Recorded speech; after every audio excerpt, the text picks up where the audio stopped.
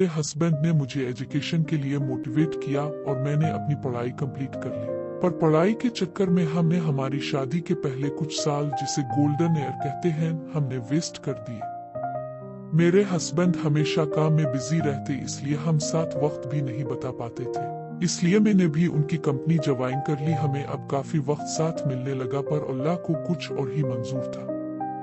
हमारी शादी को 5 साल हुए थे और मेरे हस्बैंड की डेथ एक्सीडेंट में हो गई और मैं एक बार फिर अकेली रह गई। बिजनेस और पैसे के पीछे भागते भागते मेरे हस्बैंड मेरे लिए पैसा तो बहुत छोड़ गए, पर मेरी जिंदगी अधूरी थी। ना कोई बच्चे, ना फैमिली। मैंने अपने अकेलेपन को दूर करने के लिए ऑफिस जाना स्टार्ट कर दिया और ऑफिस के काम में अपने आप को बिजी रखने लगी। मेरे अंदर की औरत जैसे मर ही गई थी। उनकी डेथ को अब 4 साल हो गए थे और मैं बहुत तन्हा थी। मेरे बिजनेस ट्रिप के दौरान काफी लड़के मेरे साथ फ्लर्ट करते, पर मैं किसी को अपने आसपास नहीं आने दे रही थी। पर यह सब बदल गया एक ही दिन में। मुझे भी नहीं पता था कि मेरा अकेलापन ऐसे दूर होगा। अब मैं इस एक्सीडेंट की तरफ जाती हूँ। जब ये सब स्टार्ट हुआ, मंडे का दिन था, वीक का फर्स्ट डे था, इसलिए मैं भी काफी अच्छे से तैयार होकर ऑफिस के लिए निकल पड़ी। आज मैंने ब्लैक कलर की साड़ी पहन रखी थी। मैं ऑफिस पहुंच गई और वॉचमैन ने कार का डोर ओपन किया। ऑफिस के अंदर इंटर करते ही हर मर्द की नजर मेरे जिस्म पर थी और सब मुझे गुड मॉर्निंग कर रहे थे। मैं भी उन्हें गुड मॉर्निंग करते हुए लिफ्ट तक पहुंच गई। मेरा ऑफिस 13 फ्लोर पर है और ऑफिस बहुत बड़े टावर में है। लिफ्ट में मेरे साथ 3 मर्द और भी थे। मेरे ही ऑफिस का स्टाफ था, पर नाम से मैं किसी को भी जानती नहीं थी। लिफ्ट 15 फ्लोर तक ही गई थी कि अचानक लिफ्ट रुक गई। हम सब थोड़ा डर गए। उन मर्दों में से एक ने लिफ्ट के रुकते ही चिल्लाना शुरू कर दिया। फिर मेरे ऑफिस के दूसरे आदमी ने जल्दी से इसको चुप करवाते हुए कहा, अबे चुप, हमारी मैडम नीलम भी साथ है। लिफ्ट में काफी अंधेरा हो गया था, इसलिए मुझे उन मर्दों में से किसी का फेस नजर नहीं आ रहा था। मैं भी उनको इग्नोर करते हुए लिफ्ट के कॉर्नर में चली गई और लाइट वापस आने का वेट करने लगी। अब करीब 5 मिनट हो गए। लिफ्ट में खामोशी थी, कोई आपस में बात भी नहीं कर रहा था। शायद मेरे डर से वो लोग चुप थे। 5 मिनट में ही मेरे जिस्म से पसीना आने लगा और हमेशा एसी में रहने वाला मेरा जिस्म अब भीगने लगा। अपना प्लो हाथ में लेकर मैं खुद को हुआ करने लगी तो मुझे एहसास हुआ कि उन मर्दों में से एक मेरे पास आए खड़ा हो गया। मुझे पता था कि वो मुझे नहीं देख सकता क्योंकि लिफ्ट में बहुत अंधेरा था और मैं अपने जिस्म को हुआ करती रही। मैं हुआ कर रही थी कि इन आदमियों में से एक ने मेरा हाथ पकड़ लिया। कुछ मिनटों में लाइट ऑन हुई और लिफ्ट स्टार्ट हो गई। मैंने अपना सर झुकाए रखा था, पर मैं देखना चाहती थी कि कौन था वो मर्द जिसने आज मेरा हाथ पकड़ा है। पर वो तीनों एक साथ खड़े थे और ये पता करना मुश्किल हो गया कि इस सब में से वो मर्द कौन है। लिफ्ट मेरे फ्लोर तक पहुंच गई और तीनों ने मुझे बाहर जाने को रास्ता दिया। मैं भागते हुए लिफ्ट से निकल गई और अपने केबिन में चली गई। अंदर जाते ही मेरे आंसू छलक गए और मैं बहुत जोर जोर से रोने लगी। अब इस एक्सीडेंट को 10 दिन हो गए थे। मैं इस बात को भूलने की कोशिश कर रही थी, पर मेरे दिल और दिमाग में वो घर कर गया था और मैं उन 3 मर्दों में से ये नहीं डिसाइड कर पा रही थी कि वो मर्द कौन है जिसने मेरा हाथ पकड़ा था। इस दिन उन 3 मर्दों में एक हमारे ऑफिस का फील्ड एक्सकिलो था और दूसरा चपरासी और तीसरा हमारे सामने वाले ऑफिस का स्टाफ था। इस हादसे के बाद मेरी लाइफ काफी बदल गई। मैं अपने ही ऑफिस में जाने से डरने लगी। पता भी नहीं था कि वो कौन था जिसने मेरा लिफ्ट में हाथ पकड़ लिया था और मैं बेसब्री से इंतजार कर रही थी कि वो मेरे सामने आए। पता नहीं ये मैं किस लिए सोच रही थी। मैं तो ये भी नहीं जानती थी कि अगर वो मेरे सामने आ जाए तो मैं क्या करूंगी, कैसे इसको फेस करूंगी कि जिसके सामने मैं इस कदर खामोश हो गई थी कि इसने मेरा हाथ पकड़ा था और मैं खामोश होकर खड़ी रही। मेरे दिल में ये सारे सवाल हर रोज चलते और मैं बेचैन रहने लगी। रात रात भर मुझे इस मर्द के ख्याल आते और मैं बेचैन होने लगी। सुबह मेरी आंख खिली, ऑफिस का टाइम हो रहा था और आज मैं अपने बिस्तर में ही थी अब तक और मुझे जल्द से जल्द ऑफिस भी जाना है। मैं वॉशरूम में गई और शावर के लिए रेडी हो गई। वार्डरोब ओपन करके मैं अपने कपड़े देखने लगी, पर मुझे आज कुछ भी अच्छा नहीं लग रहा था।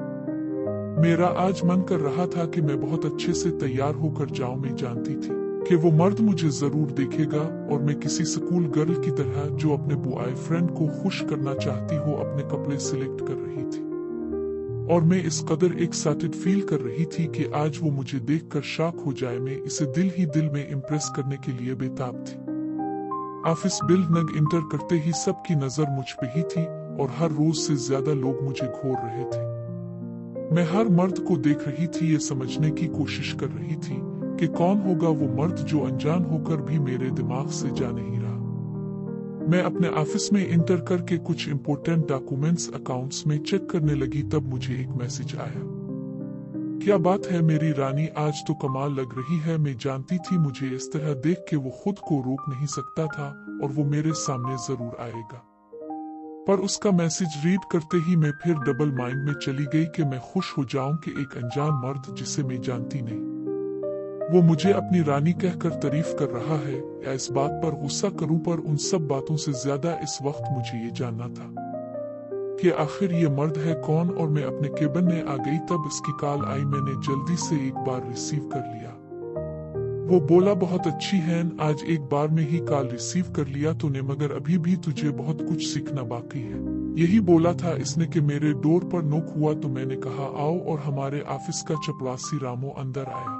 मैं अपनी एक्साइटमेंट कंट्रोल करते हुए कंप्यूटर में देखने लगी, वो सामने आकर खड़ा हो गया। रामू बोला, मैडम आज अपने संच का ऑर्डर नहीं किया है, अब शायद भूल गई, अब कहीं तो मैं अभी जाकर ले आऊं। मैं बोली, नहीं रामू, आज मुझे 5 नहीं खाना, तो जा और बस मेरे लिए काफी बनाकर ला। रामू बोला, ठीक है मैम साहब। रामू बाहर चला गया और मैं अपनी घड़ी देखने लगी। मैंने जल्दी से अपनी दराज से अपनी मेकअप की गट निकाली और अपनी लिपस्टिक और मेकअप ठीक करने लगी।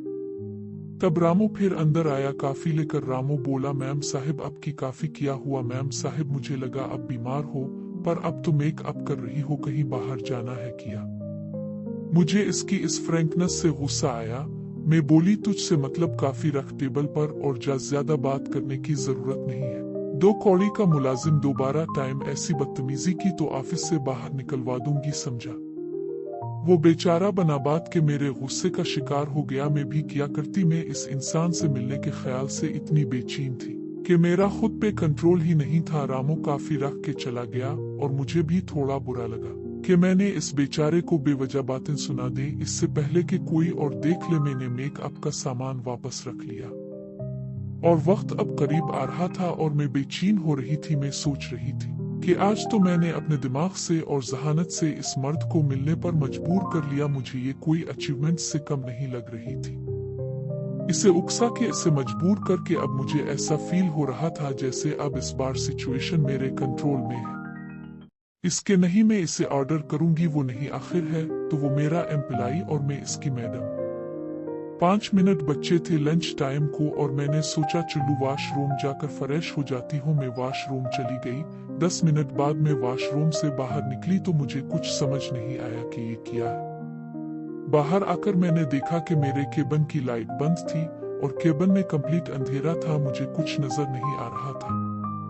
मैं इतने साल से इस ऑफिस को बीच कर रही थी पर हमेशा नौकरों पर हुक्म करती रही, मुझे तो ये तक नहीं पता था कि लाइट का स्विच कहाँ है। और मैं अंधेरे में स्विच ढूंढने लगी। मैं दीवार से लगकर हर दीवार पर हाथ लगा कर स्विच ढूंढ रही थी और मुझे ये माहौल इस दिन की याद दिला रहा था जब इस मर्द ने लिफ्ट में मेरा हाथ पकड़ा था। आज फिर वैसा ही अंधेरा था और मैं आगे बढ़ते बढ़ते किसी से टकरा गई। इस इंसान ने मेरा हाथ पकड़ लिया और मैं चलाई जा रही थी, तब इसकी आवाज आई। वो आवाज, मत करना रानी, मैं हूँ तेरा राजा। मेरी हालत बहुत खराब हो गई। मुझे ये उम्मीद नहीं थी कि वो मेरे केबिन में ही आ जाएगा।